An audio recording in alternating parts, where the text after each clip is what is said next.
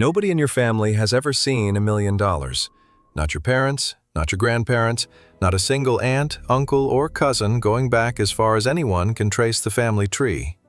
Your people have worked brutally hard for generations, in factories, in kitchens, behind wheels, on their feet, with their hands. Money came into the family in paychecks and left in bills, and the space between the two was where everyone lived their entire lives. There is no map in your family for what you're about to do. No uncle who can explain a brokerage account. No grandmother who can tell you what estate planning is. No family lawyer, no family accountant, no family money guy. When you become the first millionaire in your family, you don't just build wealth. You build it alone, in the dark, while carrying people you love on your back. People who are proud of you, confused by you, and quietly counting on you all at the same time. This is what that actually feels like. Not the Instagram version with the rented Lamborghini, the real version.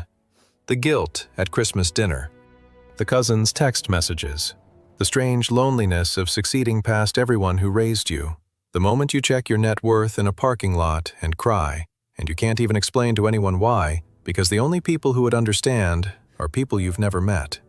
If you're the first in your family trying to break a cycle that's older than your last name, subscribe and hit the bell, because this channel is built for exactly you. Like this video so it finds the next person climbing without a map. Let's begin where you began. Part 1. The inheritance you actually received. Every family passes something down. Yours didn't pass down money, it passed down beliefs about money. And you will spend half your life discovering that those beliefs were the real inheritance, wired into you before you could walk. You're 7 years old, and you're in the cereal aisle, and you ask for the name brand box, and your mother's face does a thing you will never forget. A flicker of pain disguised as annoyance, and she says, "Money doesn't grow on trees." You put the box back. You learn, in that moment, a lesson no school will ever teach you this efficiently. Wanting things hurts people you love. You're 11, and the electricity gets shut off, and your father tells you it's a game, flashlight night. And you're 16 before you decode what actually happened, and the decoding lands like a punch you didn't see coming, years after the fight. You're 14, and you hear the phrase that runs your family like a constitution. People like us. People like us don't go to those schools. People like us don't start businesses. People like us rent. People like us work until we die, and if we're lucky, the body gives out after the mortgage does. Nobody in your family ever said money is bad. What they said was quieter and stickier. Rich people forgot where they came from. Must be nice. He got lucky. She thinks she's better than us now. Every sentence a brick in a wall around the family, keeping danger out and everyone in. Here's what nobody tells you about being the first. Before you can build wealth, you have to commit a kind of treason. You have to look at the people who raised you. Good people, exhausted people, people who sacrificed for you, and decide their model of the world is wrong. Not their love, their map. And you have to do it while they're watching, and you have to do it without a single example that it can work. And everyone around you is holding evidence that it can't. You are 22 years old with $61 in your checking account, and you make the decision anyway. Nobody claps, nobody even notices. That's how every first-generation fortune actually starts, silently, in a moment nobody photographs. Part 2. The decade nobody will ever ask you about. When people meet a millionaire, they ask about the moment they made it. Nobody ever asks about the decade before, which is a shame because the decade before is the whole story. Here is your decade. You work the job everyone works, but you do something nobody in your family has ever done. You keep the gap. Your first real salary is $41,000, which is more than your mother ever made. And the family script says this is the moment you get the better car, the better apartment, the visible proof of arrival. You don't. You keep living like you make $28,000, and you shove the difference somewhere nobody in your family has ever been, an index fund. You learn everything from strangers, YouTube videos at 1 a.m., library books, podcasts on double speed during a commute in a car with 180,000 miles on it. Compound interest, Roth IRAs, expense ratios, a foreign language you teach yourself with no tutor, no encouragement, and no one to check your homework. When you try to share the excitement, you've just understood what compounding actually does. It's genuinely miraculous. Your family looks at you the way you'd look at someone describing a dream. That's nice, honey, but be careful with the stock market. Your uncle lost money in that. Your uncle bought one stock on a tip in 1999. That story has protected the entire family from investing for 25 years. One bad decision, retold enough times, became the family's financial constitution. And you're the first person to notice that a story is not a law. The middle of the decade is where it almost breaks you, so let's be honest about it. Year 4. The market drops 23%, and your $31,000, 4 years of sacrifice, becomes $24,000 in a month. Every voice in your bloodline speaks at once. This is what happens to people like us. You do the hardest thing you'll ever do with money. Nothing. You change nothing. You keep buying. It takes 19 months to get back to even, and those 19 months, not any bull run, are where your fortune was actually made. Year 6. Your sister needs $3,000 for a transmission, or she loses the job that requires the car. You pay it. This will not be the last time, and we need to talk about that, because this is the part of first-generation wealth that no calculator includes. Researchers who study first-generation wealth builders have a name for it: the family tax. While your colleagues with wealthy parents receive money, down payment gifts, covered weddings, inherited Roth IRAs, you send it the other direction. The transmission, the dental emergency, the rent gap when your father's hours get cut. A few thousand a year, every year, flowing backward into the family, while your peers' money flows forward from theirs.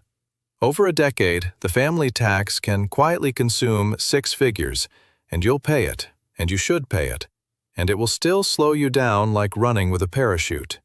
You are not just building a fortune, you're building it while backfilling the foundation of everyone you love. By year 10, you have $340,000, and not one person in your family knows the number, because somewhere around year 7, you learned the second unwritten rule of being the first. You can share your success or your progress with the family, but never the figure. The figure changes everything. The figure turns you from doing well into a resource, and you're not ready for what that does to Christmas dinner. You'll find out anyway. Part 3. The day the number turns over, and nothing and everything changes. It happens on a Tuesday in a grocery store parking lot. You're 36. You open the app out of habit, and the number that's been creeping toward the line for months has crossed it. $1,004,318.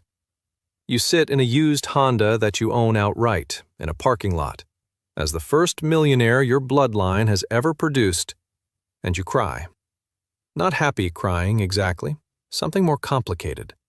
You're crying for your grandfather, who worked 41 years in a plant and died 14 months into retirement. For your mother in the cereal aisle, for flashlight night, for the 7-year-old who learned that wanting things hurts people. The number in your hand is the answer to a question every generation of your family asked and never got to hear answered. Does it ever get better? Yes, it does. It just took 100 years and landed on you. And then you drive home, and here is the strangest part. There is no one to call. Think about that. The biggest financial moment in the history of your entire family. Bigger than any wedding, any house, any promotion anyone has ever had. And the phone stays in your pocket. Call your parents? Your mother will be proud, and then within a week, terrified for you. Wealth in her world is dangerous, visible, a thing that gets taken. Call your sister? The transmission was $3,000 when you had $80,000. What does she ask for when she learns you have $1 million? Call your friends from home? Must be nice. Call your colleagues? Half of them got here by 30 with family money and would be politely confused about why this is even a milestone. The first millionaire in a family joins a club whose other members are strangers on the internet. That's the loneliness nobody warned you about. Not the loneliness of failure, which your family understands deeply and would comfort instantly, but the loneliness of success, which has no ritual, no shoulder, no words in your family's vocabulary. So you do what firsts do. You go inside, you eat dinner, and you tell exactly one person, the person you married, who watched the whole decade, and the two of you sit with a takeout meal and a secret that would detonate two family trees. The million doesn't change your Tuesday. It changes something structural. For the first time in 100 years, your family line has more money than it owes. The tide that has been going out since before you were born just turned. Nobody felt it but you. You feel it every day for the rest of your life. Part 4. Christmas dinner, the family bank, and the new rules. The figure gets out eventually. It always does. A slip, a guess, a public record when you buy the house. It doesn't matter how. What matters is the physics of what happens next. Because when a family that has never had money suddenly contains money, the money warps the room like gravity. At Christmas dinner, jokes appear with teeth hidden inside them. Well, ask Mr. Moneybags over there. Laughter. You laugh too. The joke repeats at Easter, at the reunion. The joke is how the family metabolizes something it has no language for. Pride and resentment arriving in the same breath. Your success is genuinely theirs. They'll tell strangers about you with shining eyes. And it's also, quietly, an indictment. If you could do it, why couldn't they? You didn't just climb. Your climbing redrew everyone else's ceiling. And not everyone thanks the person who proves the ceiling was movable. Then come the requests, and they come in a specific, escalating grammar. First, the emergencies, real ones, and you help, gladly. Then the almost emergencies. Then the opportunities, a cousin's business idea that needs $20,000, a brother-in-law's crypto play that just needs a bridge loan. Then the expectations, the assumption, never voted on, that you're picking up every restaurant check forever, that your card is the family's disaster fund, that saying no is now a moral event rather than a financial one. Here's the trap in full view. Every yes redefines you further as the family bank. And the family bank is not a person, it's an institution. And institutions don't get asked how they're doing. And every no is heard as the thing your family always warned about. He forgot where he came from. She thinks she's better than us. The wall of people like us, you're on the other side of it now, and the bricks you helped maintain as a kid are now aimed at you. The first millionaires who survive this, who keep both the money and the family, all converge on the same system, so take notes, because this is the tactical core of this entire video. They stop making case-by-case decisions. Case-by-case is where guilt wins every time. Instead, they build policy, a set amount decided in advance per year, a family fund. When it's there, the answer is yes instantly and generously. When it's spent, the answer is not until January, and it's the calendar saying no, not you. Gifts, never loans. A loan inside a family is a resentment with a repayment schedule. If you can't afford to give it, don't hand it over. And for the requests that deserve real help, they fund specifically. The certification course, the reliable car, the security deposit, assets and exits, not gaps and habits. Never a blank check. Always a bridge. And they learn to say the hardest sentence in first-generation wealth, the one that took you 3 years and one blowout argument to learn. I love you. And the answer is no. The family survives it. That's the secret. The family survives the no. What families don't survive is the version of you that says yes until you're empty, and then disappears with the resentment. The no is not the betrayal. The vanishing is. Part 5. What the money is actually for. Years pass. The number grows the way numbers do once they're past the tipping point, faster than your salary now, all by itself.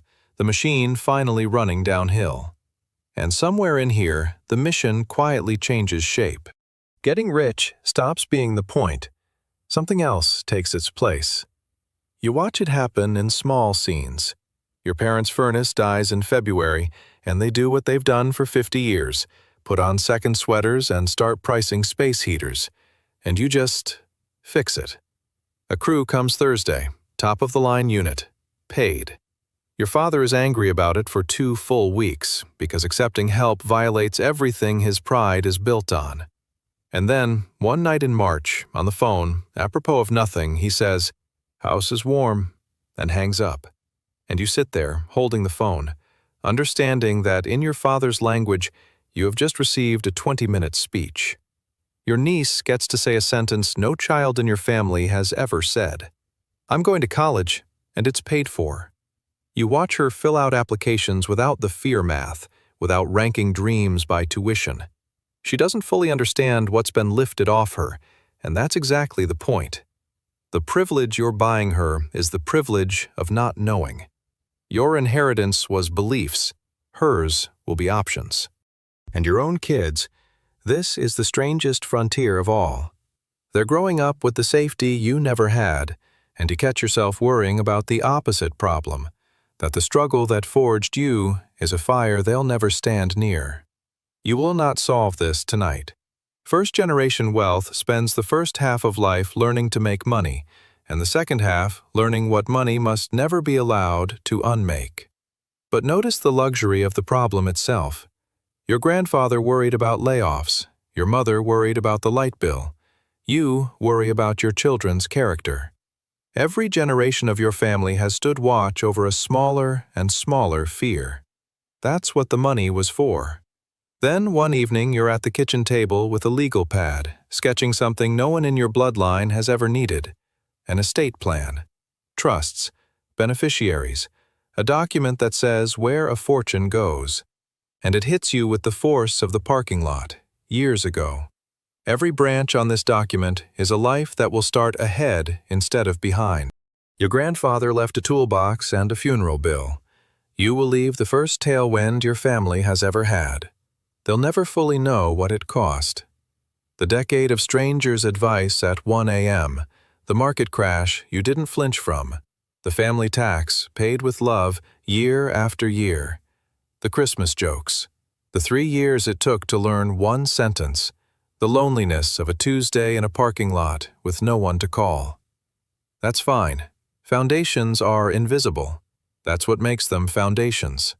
100 years from now, someone in your family will be casually wealthy, comfortable in rooms you had to talk yourself into, fluent in a language you taught yourself from library books, and they'll have no idea your name.